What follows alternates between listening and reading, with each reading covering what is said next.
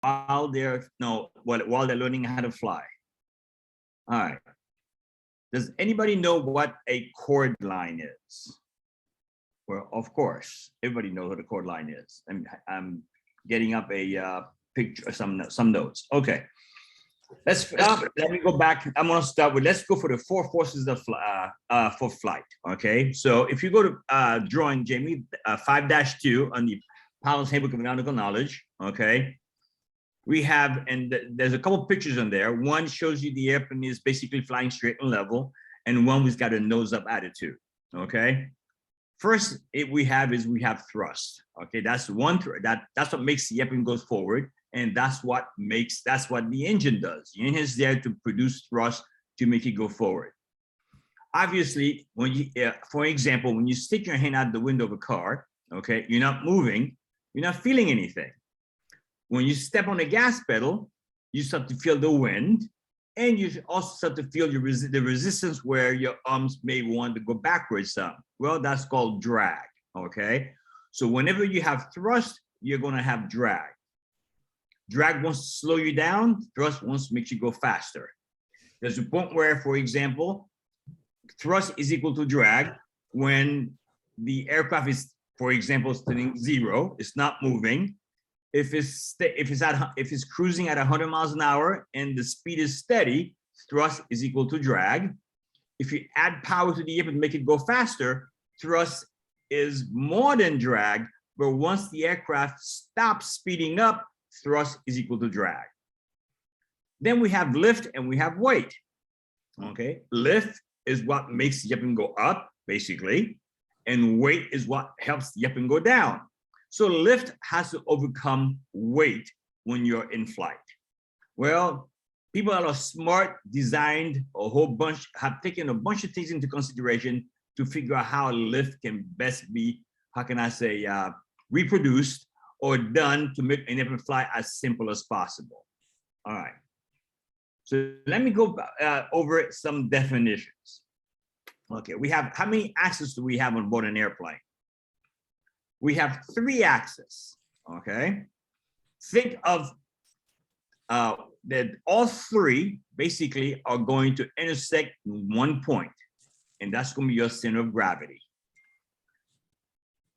Let's look for the longitudinal axis of the airplane. And the reason why I'm going so basic is because after a while, everything about lift and aerodynamics is kind of relate to those 3 axes right there.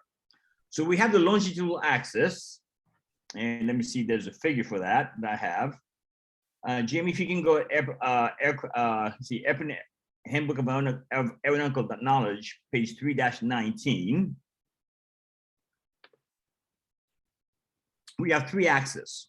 We have the longitudinal axis, which is from the nose of the aircraft to the tail.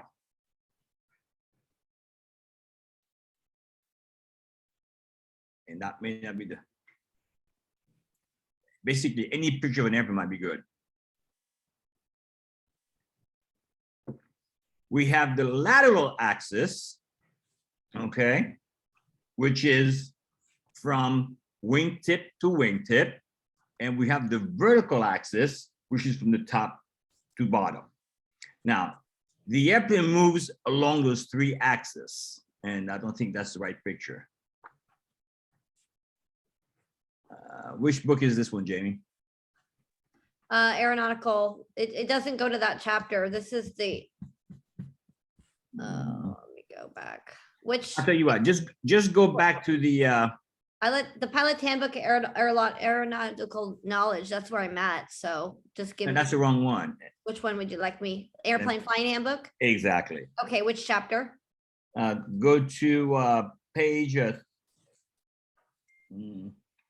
3-19 and 18. See if that comes up. 3-19 and 18. Okay. Oh, right there. You just go back back down. You went too fast. Go back up again for a second. 3-9, 3-19 and 18. Yeah. Go ahead and go back up for a second. You'll see that there was a picture that was when I was showing all 3. Okay. Okay. Now, while she's looking for it, keep going up a little bit more. I think you.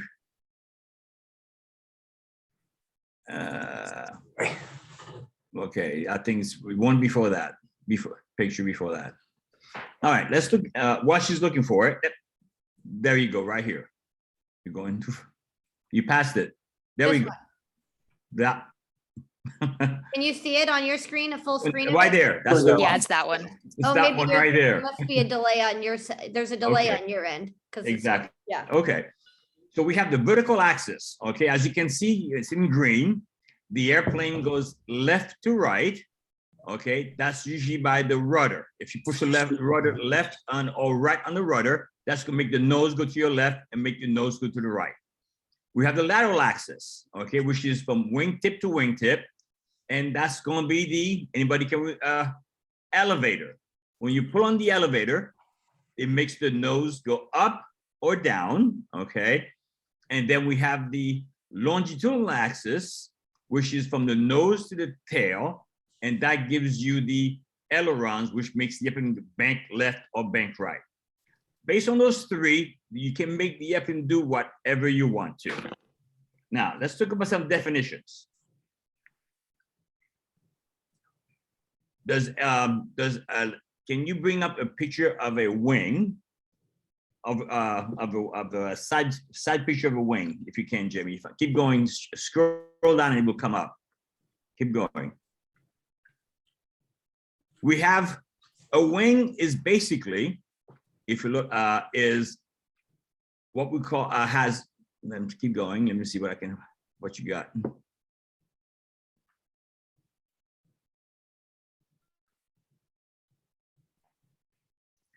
Go back to page figure 5-3 of the Pilot Handbook of Aeronautical Knowledge. Hard for me to pronounce. Okay. 5-3. See, we move this. Keep going. That's 5-3 is right here. Let's see. Is okay, that's okay. There we go. All right, that's good enough for now. Notice the shape of the wing. It's almost, and there are a variety of shapes. So I'm strictly going to be talking about the Cessna 152, 172, okay, and some of the low-wing airplanes. If you notice, you have the part on the bottom is flat, a straight line. You have the leading edge, which is towards the front, which is kind of curved. And if you look at the top, it's curved as it goes towards the trailing edge. So we have that's called the camber. The trailing edge is the back of the back of the wing. The leading edge is, by definition, the front. Okay. So we have something called the chord line. The chord line is a straight line between the leading edge and the trailing edge. Very important definition because it comes into a variety of other definitions.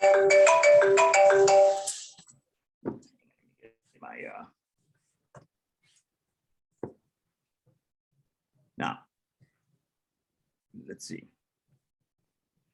What is relative wind?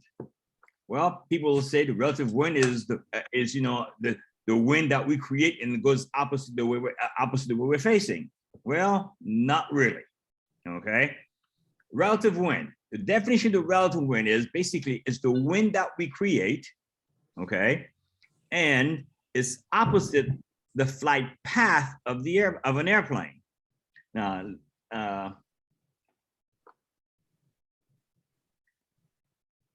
Airplane Flying Handbook, which might be said that's a different handbook, not this one. So you have to get out of that, Jeremy. Okay. That's the other one, Airplane Flying Handbook. Got it. Which page? Handbook, figure 319. Chapter 3. Chapter 3. Okay. And go ahead and scroll down. 311. Okay. 315, 317, 3.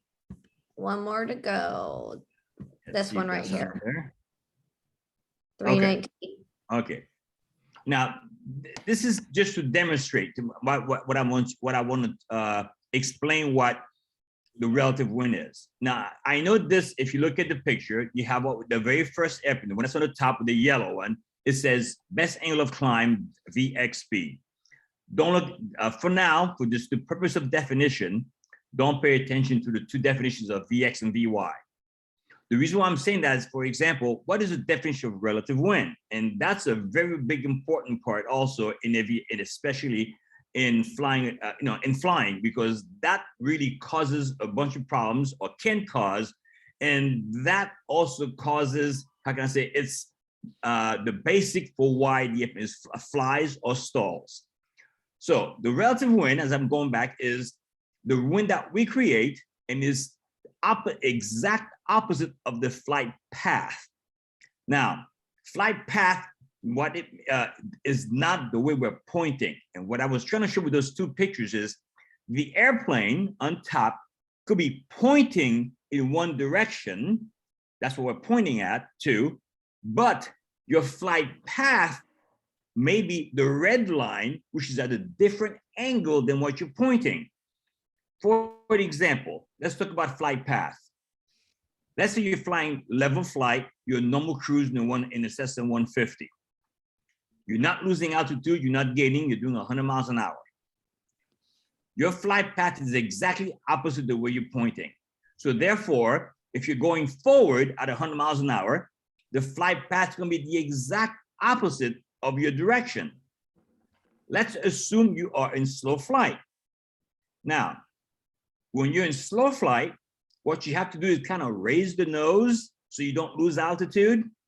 You're pointing up, okay? But you are still maintaining altitude. So because you're pointing up doesn't mean your relative wind is going down. Your relative wind didn't change because you are staying at the same altitude. So it's the exact opposite of your flight path. So your flight path in slow flight is straight and level. It's level, is you're not gaining altitude. So it's exactly parallel, exactly opposite of the way you're going. Even though your nose is pointing up, you're still holding altitude. So that creates an angle. And that angle, in that between yellow and the red, yellow is the way you're pointing. The red is the way you're climbing your flight path. That angle is called the angle of attack. Okay, and that's what decides whether you're either going to stall the airplane or not stall the airplane. And we've heard the terminology critical angle of attack, and we'll get into that in a few minutes. Now, what is angle of incidence? The angle of incidence, okay, is the angle between the chord line, okay, which is the bottom on the leading edge to the trailing edge, okay, and the longitudinal axis of the airplane. Every airplane built has a slight angle. So when you are, if you were to look at an airplane and you're looking at the way the wing is attached to the airframe, you'll notice that the leading edge has a slight nose up, while even you're parked on the ground and the airplane is level. So if you compare the nose to the tail, that straight line, imagine a straight line, and you compare it to the leading edge and the trailing edge, the chord line of the airplane, that's called your angle of incidence. Every airplane has an angle of incidence, no matter how minute it is. It has one. Now, something called wing twist. There's different terminologies for that particular for this particular definition. People call it wing washout, wing twist, whatever you want to call it. It's a wing twist is the angle of incidence. How can I say it? You have the wing root and you have the wing, the edge of the wing. So the wing root is where the wing is attached to the airplane. And then if you go outward, that's the outside of the wing. That's where the ailerons are located. The wing root is attached to the airplane, has its own angle of incidence. What they've done to most wing is they put a slight twist.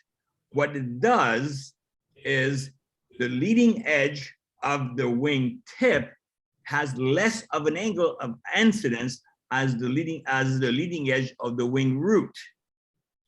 What that allows you to do is basically, if you're flying straight and level, the wing root has a bigger angle of attack than the wing tip. Very important why they've done that. When an airplane stalls, it's because it stops basically producing lift. Give me 1 second here and let me look to see what I can find as far as another diagram to talk about.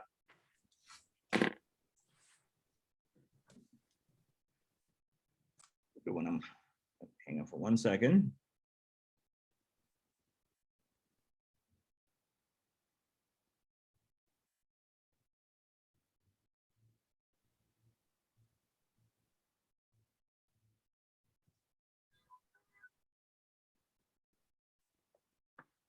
Any questions so far while I'm looking for a drawing? Come on, somebody's got to have a question, I'm sure. Hey, Richard. Go ahead. What is the purpose, or why is there an angle of incidence? What is you've identified it, but what's the ramification of that on the wing? What is it doing, or why is it identified that way? Okay, so the reason why you have, for example, when you're flying straight and level, okay, the wing has to produce lift, okay? So basically, you always have an angle of attack.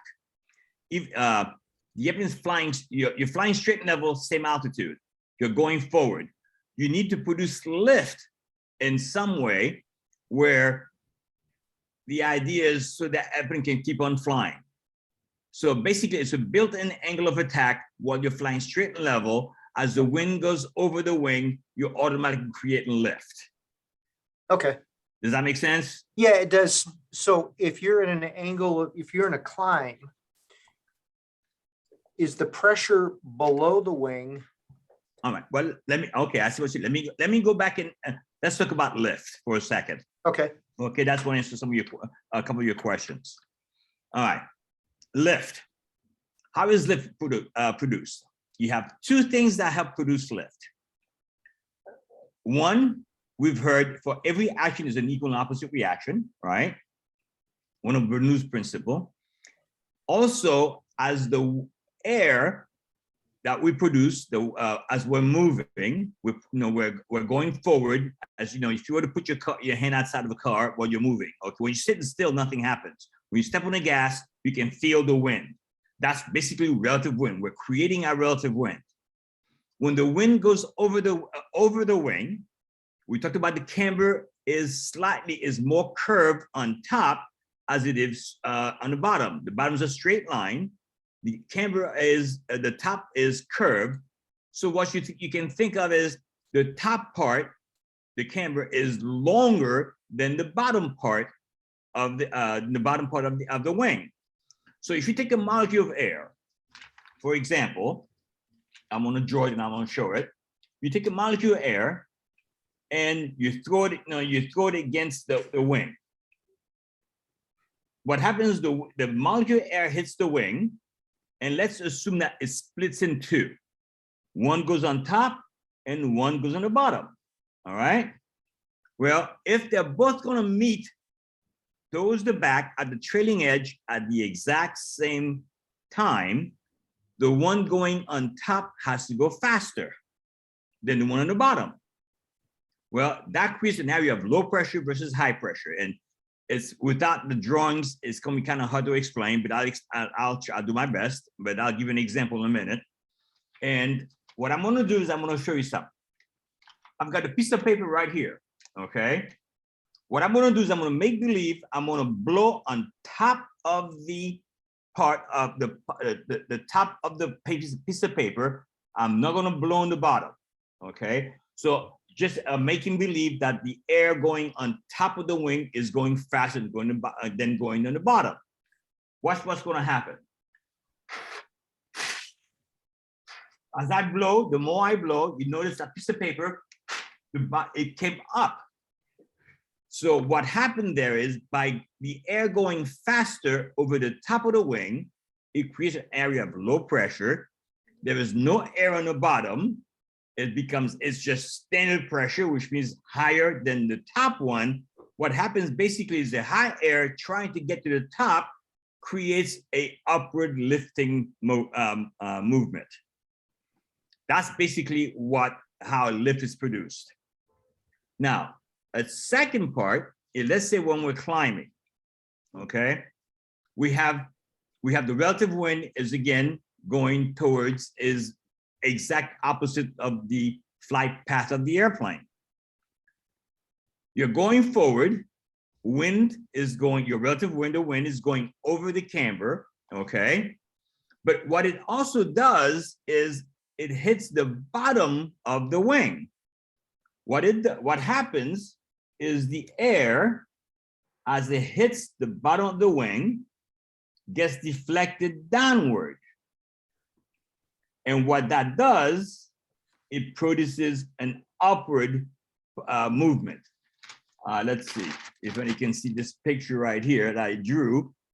On the very top, what I've got is the air hitting the bottom. It goes down downward, which pushing upward. An example is, let's say we'll go back to driving your car. You stick your hand out the window, it's flat. You speed up, you step on the gas, you can feel the wind, okay? And you can feel the drag, okay? That's going, or you can feel the wind and your hand is trying to go backwards. You tilt your hand a little bit up like this. What happens, you have air going to this, hitting the leading edge, your finger, right here on the camber, the leading edge of the wing. It goes over and on the bottom and down. As it goes over, the air going over goes faster. It creates lift, but also because the air is hitting the bottom of your hand, is pushing your hand up.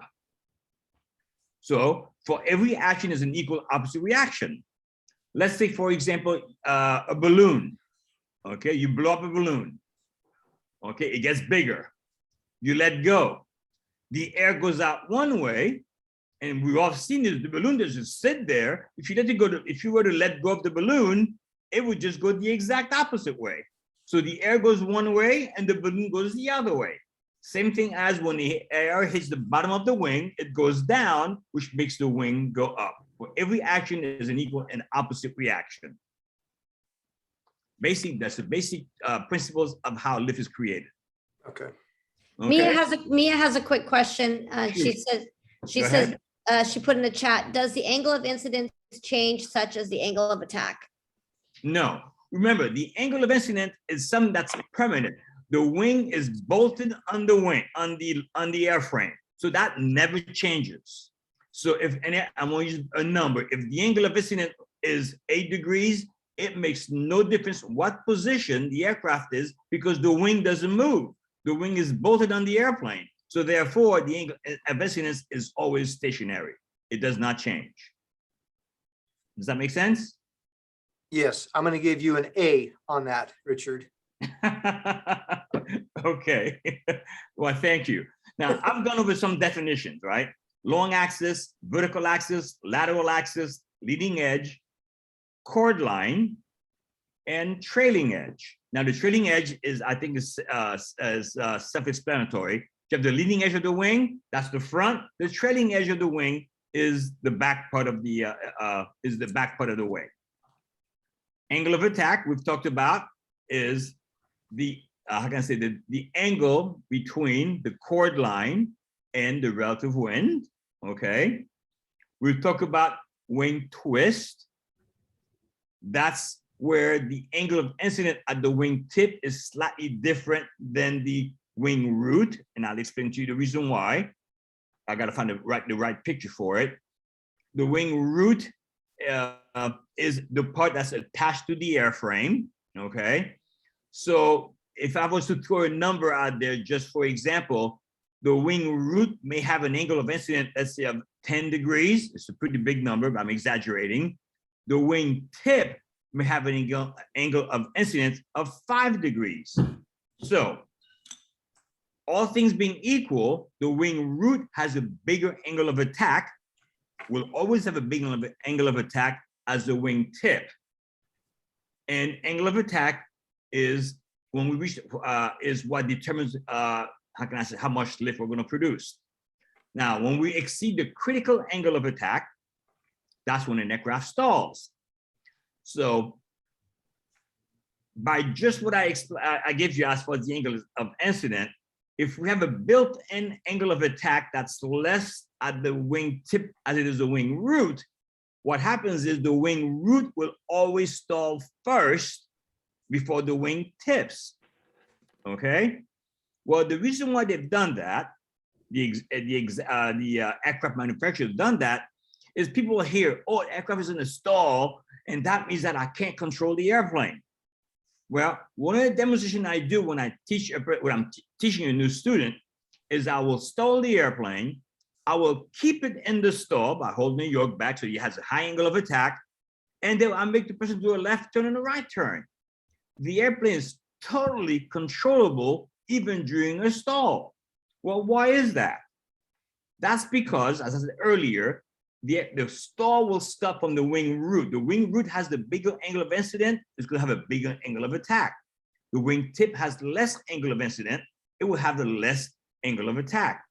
So what happens is the angle, the wing root, the big part of the air of the wing, the first, let's say the first 2/3 will stall, while the remaining 1/3, the wing tip, hasn't stalled yet. Because it hasn't stalled, the wing tip still produces lift. So how do we turn an airplane? By changing, by turning left, by changing the direction of the ailerons.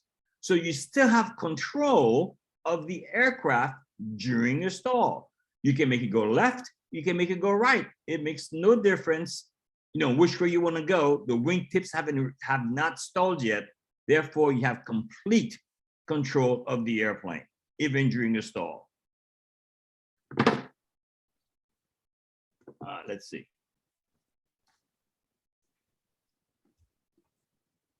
Now, I'm going to draw three let me see, some drawings, a couple of drawings. You still want this screen shared, Richard? No, go ahead and close. Go ahead and we can close that.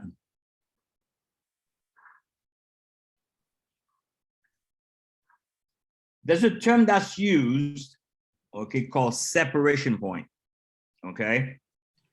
And I had a drawing for it. Let me see if I can find one. If you Google separation point, you probably should be able to find it. That's what I'm doing. Okay. Good old Google. All right. What is separation point? Okay. Well, let's say we're flying straight and level. Basically, the entire wing is going to produce lift. The wind, relative wind, is going to go over the wing. It's going to go on the top of the camber and go towards the back. Then the other part of the molecules go towards the bottom, and they're going to meet at the trailing edge of the airplane. But let's say you have an angle of attack, okay? Where, for example, here you go right here. You point up, you're trying to climb. So you pull on the elevator, you point your nose up. And as you can see, what happened is on this drawing, the wind goes over the leading edge and goes towards the back. And if you were to draw a straight line from the way the leading edge is, the wind, your relative wind, is touching the leading edge, try to draw a straight line. What happens is, depending on the angle that you have, you can see where it says separation point. If you want to draw a straight line, that's where the air, the front part of the wingtip, the camber right there where the arrow is producing lift. But what's happening towards the back is the air cannot go all the way down. it's kind of burbling up. It's separating from the wing. So that part of the wing right here, you can see that it's almost 2/3 of it is not producing lift. The bigger the angle of attack, the further forward the separation point moves, the less angle of attack, the further back the separation point is.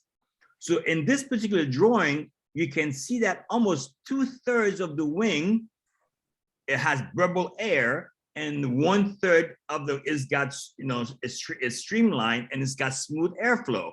So the only part that's producing lift is that particular, that where the arrow is, the very first 1/3.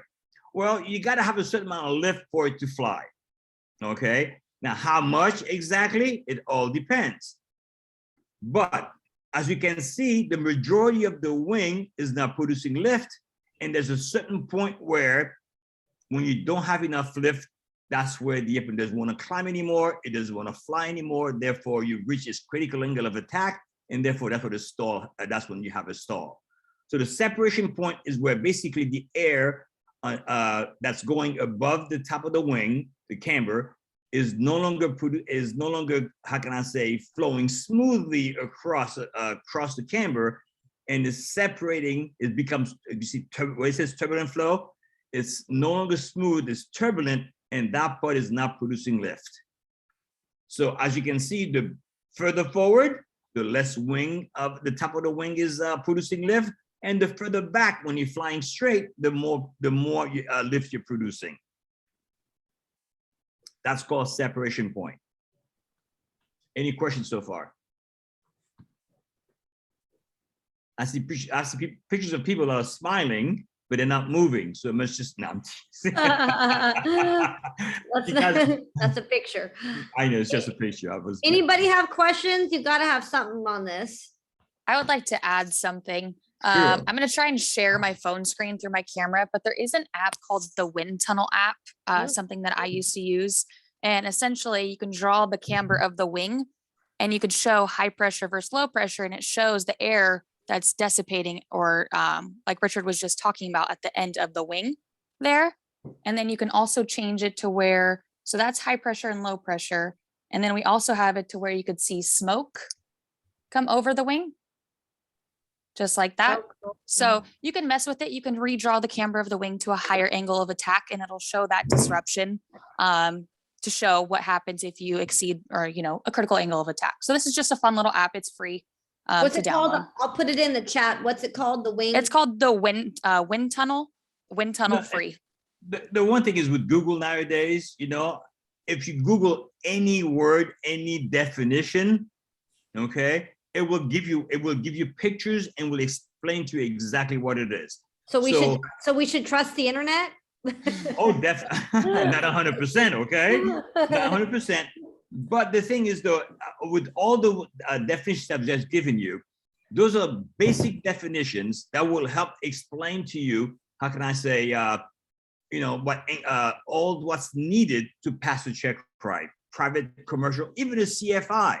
Okay, basic and very simple. Let me give you an example of what relative wind is. I'm gonna use two different examples. Okay, those stories. Back in World War II, okay, no, we didn't have laser guided missiles, right? It was all a guessing game. The pilots would see the boat, they would see a ship out in the water, and they were going to try to, you know, aim for the boat and drop the bomb and hope the bomb would hit the ship. So they found that, you know, if you're going straight forward, you release the bomb, it's going to go forward, but obviously it's got no power, it doesn't have thrust. It just makes an arc and goes down and hits the water. Pilots had to guess. So how far out should I release that bomb to hit the ship? And they, you know, it was all a matter of how fast were they going, which way they were pointing. It was basically a guessing game. So one guy came up and says, you know, the easiest thing to do is if you point straight down and release the bomb, it's going to go straight down. So if you get right on top of the ship, go straight down, release the bomb, you're not going to miss. Okay. Well, they tried that. But what was happening is the pilot was going straight down. He releases the bomb. Now he had to get away from the blast. Okay. He didn't want to get caught in the blast. So he would yank on the yoke and try to pull and try to make a turn to get away from the blast. Well, he would pull so hard that even though, okay, this is my phone, this is him going straight down, he's trying to pull out, he pulls hard, he changes the direction of the airplane, but what was happening was he was going so fast and he changed so fast, even though he's going straight down, changing the direction, he kept on going straight down also. He would follow the bomb. Well, let me relate that to the car, okay? You're going down the highway, you're going down the street, you're doing 60 miles an hour. You take a turn, you do it very slow, okay? Not a big deal. The car will follow you. It will just make a nice, easy, smooth turn. Let's say you were to take this, doing that same speed, same street, and you would take the steering wheel and just yank it to your left. Would you be making a left turn? We all know, no, you're not. The car's going to keep on going straight, and that's called skidding. Okay, even though your car, you take the steering wheel, you hard left turn, the nose is pointing to the left, but you're still going straight. How many times how can I say, I've never done this, hit a car, then you rear-end somebody. You make a hard left turn, but you keep going and you still hit the car in front of you. That's because you can't change the direction of, how can I say, the direction of your path that quick. Well, the nose versus your direction, that's your angle of attack. Okay, that's you look up on YouTube, it will give, you'll see a bunch of definitions of angle of attack, or that's where, that's what we, how can I say, that would be a stall. You turn left, hard left, the car is still going straight. That angle of attack, you exceeded your angle of attack, the car can't turn, so you skid around the turn, you just stalled the car. You stalled the air. Same thing with the dive bombers. So what they had to do was they couldn't change the angle of attack so quickly. They had to release the bomb a lot higher. That way giving them time to slowly make the turn and be able to get away from the flight path of the bomb. Any questions?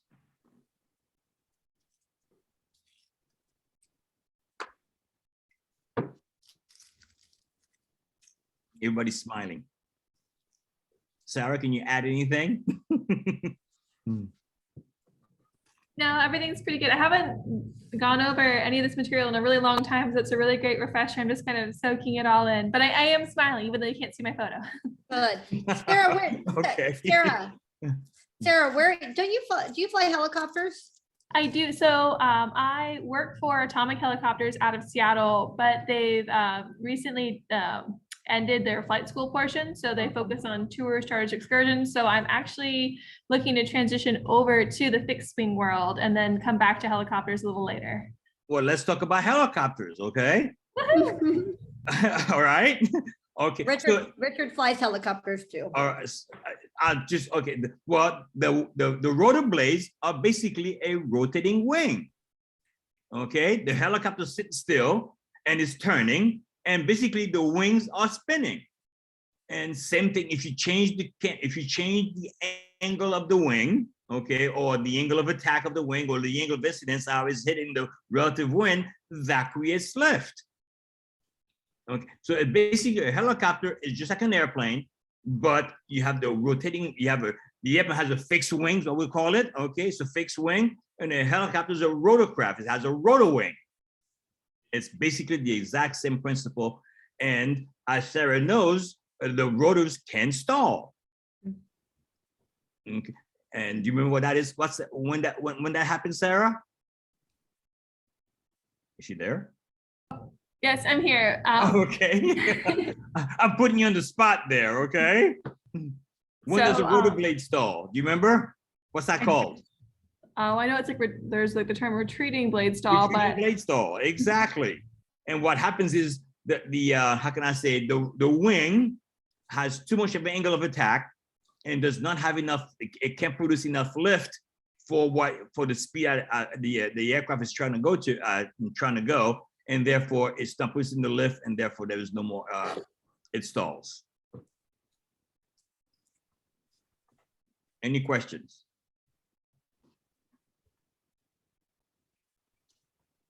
Well, I'm gonna have some questions. How does that sound?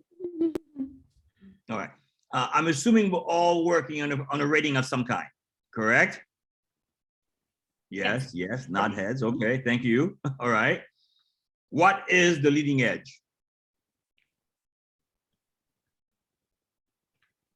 Come on, somebody can jump in.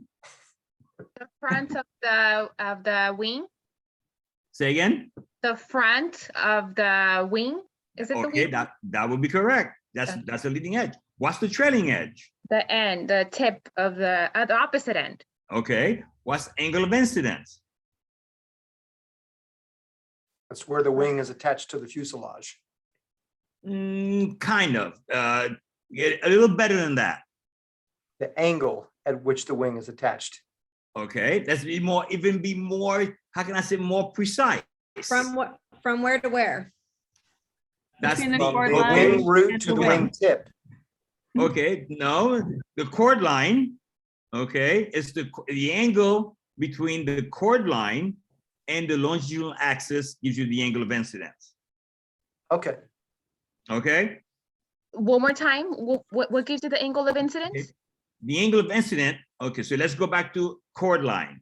The Okay. chord line is a straight line, imaginary line, leading edge to the trailing edge of the wing. Correct. Okay, draw a straight line. Okay, so for example, I'm gonna draw a picture for let's see, I'm gonna draw two separate wings. Hang on. All right, if you can see this, Mhm. one is almost oval. Okay, leading edge, trailing edge. That's the chord line. Okay, you notice you have a curve on top and you have a curve on the bottom. Some wings are designed that way. If you look at the bottom one, straight line, trailing edge, curve line, okay, and that's right here. That will be the chord line right here, leading edge to the trailing edge, Mhm. okay? So it's the leading edge to the trailing edge. It has nothing to do with, how can I say, it has nothing to do with how curved the wing is, just leading edge, trailing edge, straight line, and that's what you have. Then we have the longitudinal axis of the airplane. That's from the nose to the tail, imaginary line. The wing is bolted into the airframe. So the chord line versus the longitudinal axis give you what we call an angle of incidence. And in relation to that, you have wing twist. So the angle of incidence at the wing tip, angle of incidence, is different than at the wing root. And the reason why that is they don't want the wing tip to stall. That way you still have control of the airplane while you are in the stall. So the wing root has a bigger angle of attack than the wing tip. Okay.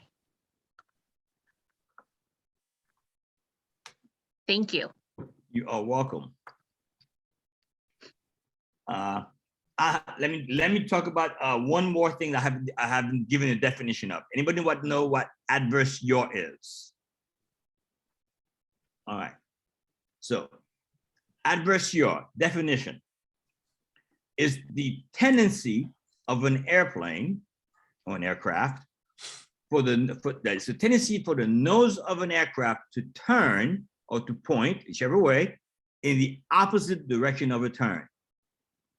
So I want to make a left turn. Okay, I roll. Okay, I'm gonna bank. Let's say that shows a picture there. Banking right. What's going to happen is the aircraft is going to have a tendency, the nose, to go left, even though what I'm doing is I'm turning to the right so the airplane can go right. Why is that? Okay. Now, when we make a turn, we take a yoke, we turn right. So what are we doing? We're changing the ailerons, right? One aileron goes up, one aileron goes down. Now, something I didn't talk about, and I'm going to do that right now, so I can explain what happens is, we have flaps on board an aircraft, correct? When we, and get, Jamie, do you have a blank, let me get a blank piece of paper. Yeah, here, let me give you one. I got a small one. That's good Here, enough. let me give you a big one.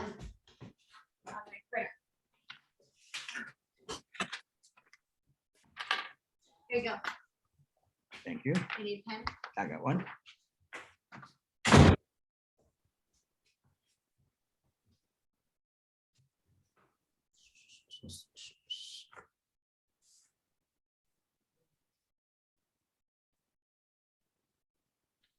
Okay. Here's a picture. The top one is the wing. The bottom one, same wing, but what we have is we have flaps, okay?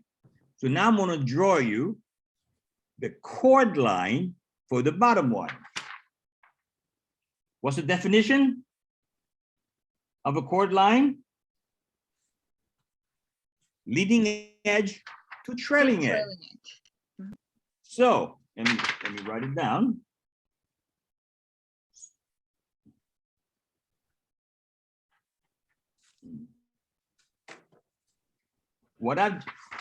If you notice on the very top, chord line, leading edge, trailing edge. I added flaps, this part right here. What did I just do?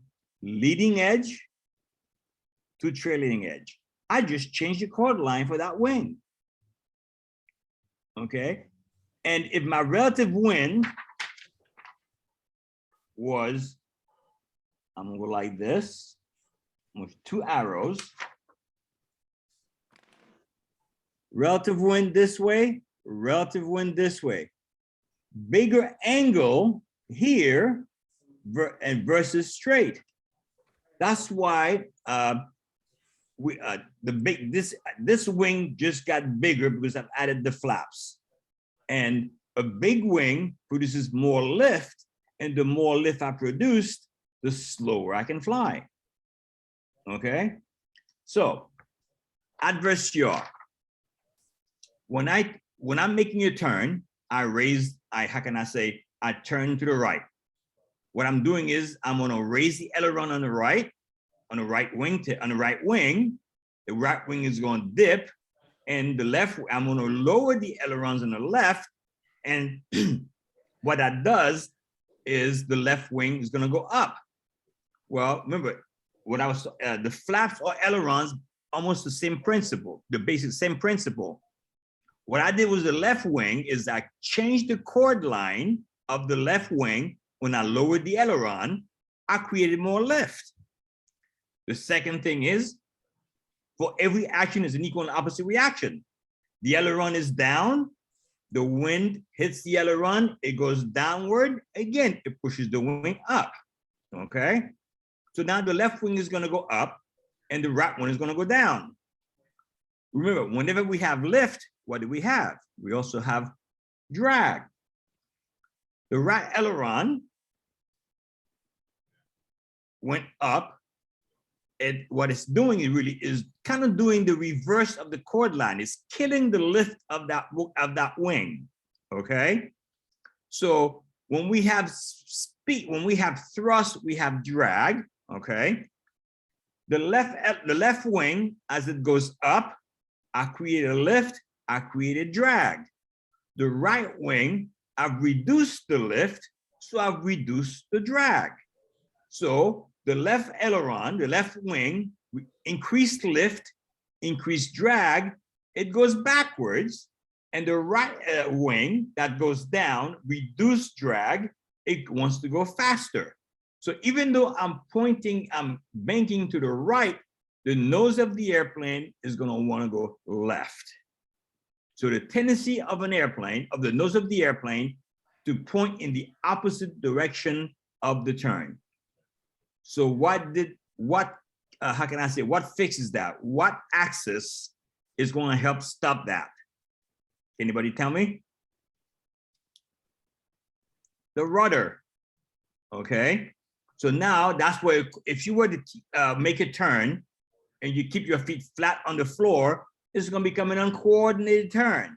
So when you want to make a turn to the right, what do? We add a little bit of right rudder. What that does, it keeps the nose of the airplane pointing in the same direction of the turn. Therefore, we have a coordinated and we have a smooth turn. Very simple. Adverse, that's one of the questions I ask, especially when it comes to flight instructors. I expect them to, how can I say, be able to give me the definition and a simple explanation on why it occurs. Any more questions? Come on, guys. Sarah? Alicia? Ad? Jamie? Let me think of a good one. It's where I mean, thanks for explaining that way, Richard. It's very well done. It's easy to understand that just in the way you laid it out. It makes Well, more sense. thank you. I believe in the KISS principle. Absolutely. I It's a good thing. assume some of you guys got that, right? The KISS principle, right? We all know what it is. Took me a second, but yeah. Took you a second? Okay. Keep it simple, stupid, and but Yeah. that's one. And the last one applies to me usually, okay? So I try to keep it very simple. So maybe give an example with the adverse yaw, an uncoordinated, spin, what people, All right. do, Well- the biggest problem with an uncoordinated turn. Usually what happens, let's say we're making a turn, okay? We're offline. So let's say I'm making this is the typical where you hear people that crash and you hear they stall, spin the airplane, control CFIT, control flight into terrain. What happens, the person is turning the airplane, and what happens is for some reason the airplane stalls and crashes. Well, the reason why usually is of what we call usually stall spin. Now, just an example, we all heard of the accident that occurred in Reno, maybe 6 months ago, that big jet that crashed into Reno trying to land. It was bad weather. And usually this particular phenomenon, not phenomenon, but situation happens when we're turning downwind to base and usually base to final. Why does it usually happen during that particular time? Well, if we were all perfect, we do downwind. We would estimate when we're supposed to turn base, we turn base, and our judgment is so great, we turn final as we roll the wings. Here we are, the runway is right in front of us, all nice and coordinated, okay? Well, that doesn't usually happen. Let's say we're on base and we're gonna turn final, all right? And we overshoot the runway or the final approach line. Well, what we try to do is we try to bank the airplane. No, if we're overshooting, we try to bank the airplane even more because we'll make a tighter turn. So the more bank, the tighter the turn is. Well, if we don't coordinate, use the rudder pedals correctly, what happens is we have too much aileron versus too much rudder, and we start to fly sideways. Well, when we're flying sideways, okay, we're skidding the airplane. When we're flying sideways and skidding, are we producing the same amount of lift that we would be if we were doing a coordinated turn? The answer is no. We're producing less lift. All right. Even though we're going down, we're still skidding the airplane, producing less lift. And therefore, what may happen is if we have enough rudder going the opposite way, what happens is we're going to kill the lift over the wings and the airplane is going to stall, even though we have a nose down attitude. And you can see with that picture right there with the ball is on the right side. And because we are not coordinated, and therefore we're producing less lift, and by producing less lift, the airplane stalls. And what it does do when it stalls, nose goes down, and most people that's too low to the ground, they lose direction control and they do crash the airplane, unfortunately.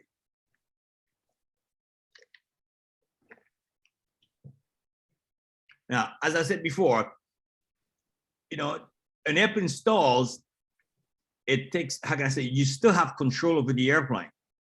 Okay, because you have the wingtip. The wingtip haven't stalled it. You can go left and you can go right.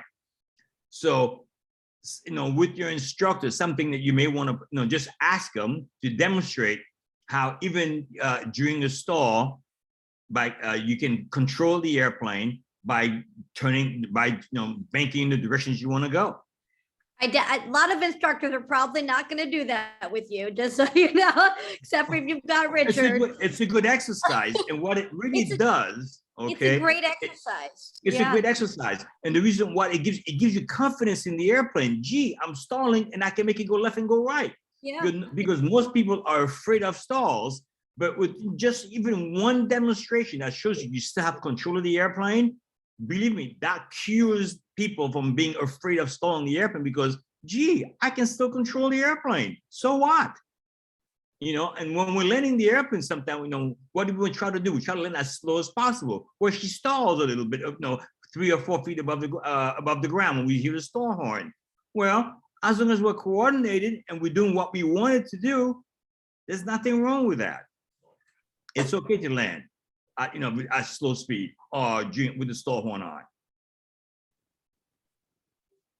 We're talking to the person that I went up with Richard in the 150, and he had me. This was the best experience. I mean, I'm just going to do one of the things we've done.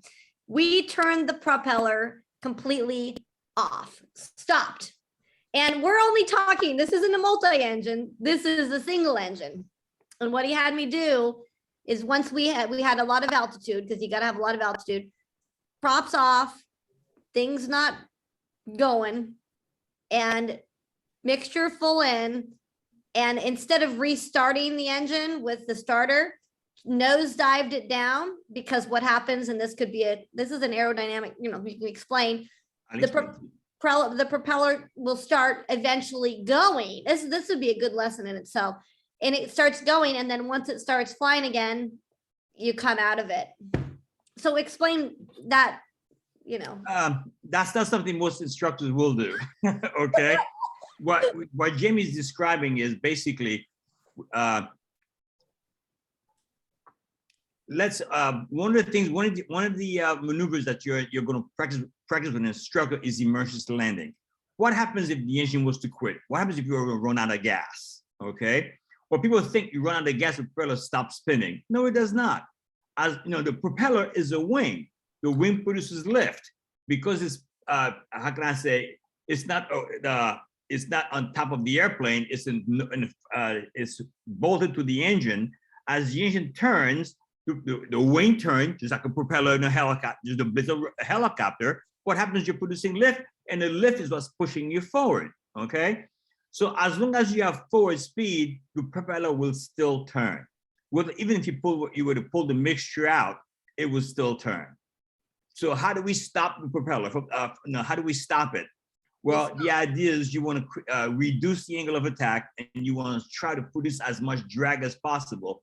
And this is something I'll demonstrate, but you need to have a lot of altitude to do this. And again, 99% of instructors won't do that. Okay, basically, you stall the airplane, and because you have no mixture, the propeller will stop spinning because you don't have enough wind going over it. It's like taking a small propeller, the tall propeller, when you blow into it, when you blow, she starts to spin. If you stop blowing, she stops spinning. Well, it's the same thing with an airplane. If you have forward speed, she will turn. If you don't have any forward speed, she will stop. And the minute you stop blowing, she will start turning again. So that's an exercise I showed Jamie, that just because you don't have any gas or the propeller stops turning doesn't mean you stop flying, because you still have forward speed. And when you do stuff like that, and this is why most instructors won't do it. You do have to prepare for that thing not starting again, and we prepared if we had to. We did go for an airport. So, but anyway, that's a little beyond what we're talking about. Any questions as far as aerodynamics is concerned? I kept it very basic, okay? Because that's basic aerodynamics really makes a big difference in being afraid of an airplane when it's flying, or when you stall the airplane, or doing maneuvers. Okay, excuse me. The airplane it's designed to fly. It will continue on flying, and just remember, you always have control over the airplane, no matter what it does. An airplane is, it's, how can I say, an airplane is like a guy, and you're the girl, you're the girlfriend. It will always do what you tell it to do. Just like a guy will always what his girlfriend tells him to do. Okay, if you guys want to get in trouble, same thing with an airplane. It will always do what you tell it to do, left, right, up, or down. It makes no difference. You have full control over the airplane. Any questions? I actually do have a question, just regarding like the stall to spin. My perception is it's most likely to happen right when you're either landing, taking off, or in a go around, right? So do you usually have enough time to recover from a stall to spin condition in those types of situations? Okay, so the stall spin usually occurs when you're already flying, okay? Stall can occur when, how can I say, when you're taking off, or usually when you're taking off. It won't occur usually when you're landing, because if you're landing, you have a nose down attitude, and usually with the nose down attitude, you have a less angle of attack, and therefore, you're not going to stall the airplane. Going back to your question, do you have enough time to recover? Okay, if I've stalled the airplane on takeoff, well, it takes altitude to recover. So depending how high you are above the ground, depends whether you have enough time to recover. But usually the airplane will give you a warning before it stalls. For example, you have a buffet and you have a stall horn. The buffet, well, the stall horn comes on approximately 10 miles an hour or 10 knots prior to the stall. So when you hear the stall warning, you haven't stalled yet because you can still fly. When you feel the aircraft shake, that's the buffet. Believe it or not, it hasn't stalled yet. It's telling you, I'm going to stall right now if you don't do something. So when you feel the buffet, what you have to do is do one or two things. Increase power if you have it. If you're already at max power on takeoff, all you have to do is reduce the angle of attack.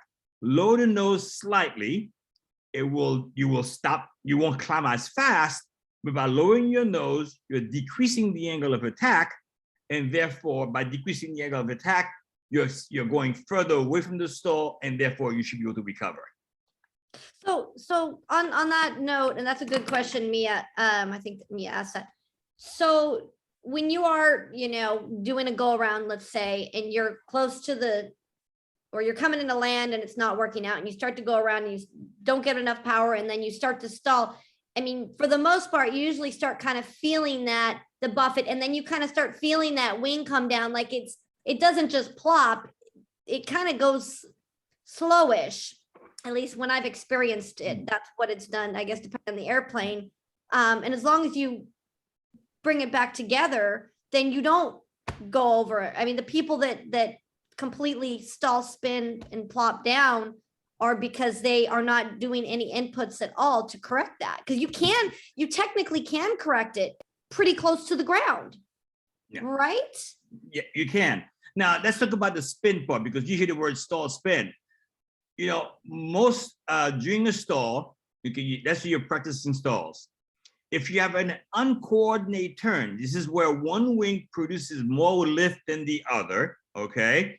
What happens is if one does more lift than the other, what will happen is one wing has a bigger angle of attack, so therefore that wing may stall first, okay? That's to the left or the right. So let's say the left wing stalls first. What happens is the wing goes down, the right one goes up. But if you are in a coordinated flight, you're going straight ahead, you're climbing, and you hear the stall horn come on. So now you say, oh, my angle of attack is too high. You feel the buffet. If you're coordinated, believe it or not, you can stall the airplane and go, I'm exaggerating. You don't go left, you don't go right. It just goes plop straight down, and you'll hit the mains first. It doesn't, because you're in a stall doesn't mean you're in a spin. Okay, so you can stall the airplane straight ahead. That's something we practice. So you remember, even during the stall, you have control over the airplane. So, but you have plenty of time to, on a go around or at any time, at any point, the airplane is going to give you lots of sign to tell you, hey, you're doing something wrong. I'm getting close to stall, I'm getting close to a spin, and therefore you need to do something. You do have time to correct when that happens. If you do go into a full stall 5 feet above the runway, well, I'll tell you, you won't have enough time to recover. She's just going to go straight down and hit the and But go if you're back on the runway. and if you're coordinated, even though you don't want to do 5 exactly. steps, but If you're coordinated, you just go straight down, Yeah, and the and man will hit first. Yeah, when I first learned that, I was like, because I've had Buffett happen right over the runway, like where it's too much, you know, and it's ready to be down. And I'm thinking, oh crap, am I gonna flip up? No, if you're coordinated, she's just gonna stall, you know, straight down. You know, hence when you start hearing that stall horn and when you're gonna land. Can you go into, and I know we don't have that much time, but can you just talk about spins one more? Daniel has a question. Oh, question. Daniel, go ahead. Yeah, can you guys hear me? Yes. Yes. Okay, cool.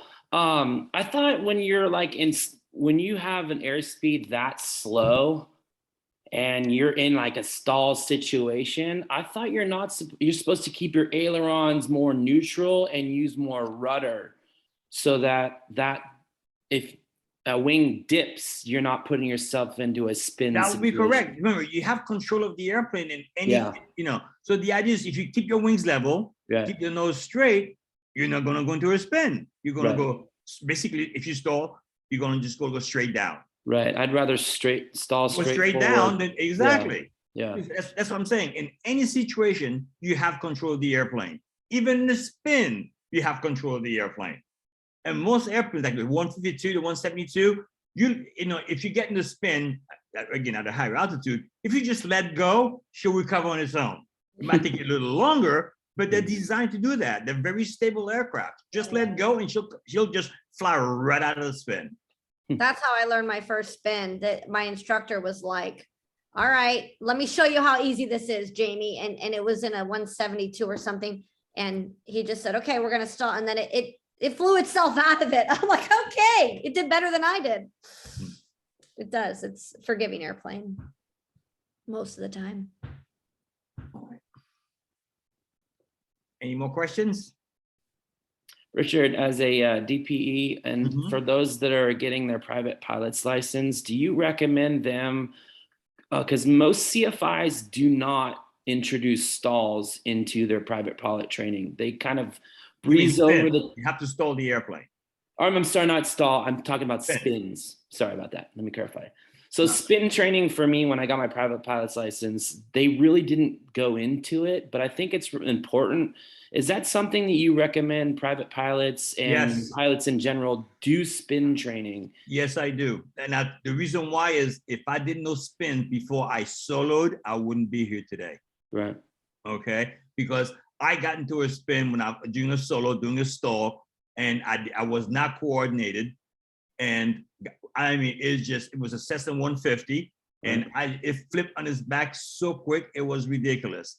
Luckily, my instructor taught me what to do. And believe it or not, I was about 1,500 feet AGL, no problem. By 1,000 feet, I was out of it. Yeah. How did you get yourself into that? Uncoordinated stall. Okay. Okay. And you went into a full, Full spin. It's just the wing just, how can I say, just dropped. I was uncoordinated and boom, half a turn. I mean, it was just that quick. Blink of an eye, I was on my back. no, it is important. And when I was taught in the beginning to fly, I was not ready for solo when they soloed me, which nobody is, right? I guess, but I really wasn't. And he said, take the airplane out and do touch and goes. So I was doing touch and goes, and he always would teach me to bank the airplane, Jamie, bank the airplane, which is actually good because then when I went to LA, they were like, don't bank the airplane. And so you need to know how to bank the airplane. But my issue was I was banking the airplane and I didn't know enough about aerodynamics, coordination, and speeds to be banking the airplane. And I remember I was about 600 feet, coming in, turning, perfect scenario for that incipient spin. And I went in and I remember that loss of control feeling. And I was like, even not knowing how to really recover from it, I was like, whoa, what was that? Because it was about to just, stall. And so I gave it power. And then, so I learned the hard way as well. I didn't go into a full spin like Richard, but I remember that experience so deeply. And so I looked into it more and learned more about how to stay away from that. And it's something that you should definitely make sure you know very well before you fly. But yes, All right, spin Mike, sums training. it up. That'll be good. Aerodynamics in a nutshell. Any other questions? Hey, Richard, on the adverse yaw, is P factor involved in that? A little bit, Okay. yes. And then does adverse yaw, it varies between different airframes, correct? So It like does, yeah. from like a It's Cessna to a, Yeah, it's just a tendency for the nose to go in the opposite direction, but yeah, the basic aerodynamics that I explained. It just Okay. wants to go. It wants to go in the opposite way of the turn, and Okay. that's what the rudder is for. Just keep it when you Right. keep it coordinated. It will take care of itself. Okay. Okay, so next week, Alicia's gonna be teaching. 2 weeks. I'm sorry, next 2 weeks, I know, goes by so fast. So she's gonna decide on a subject unless you guys, you know, have something that you can reach out to us and let us know.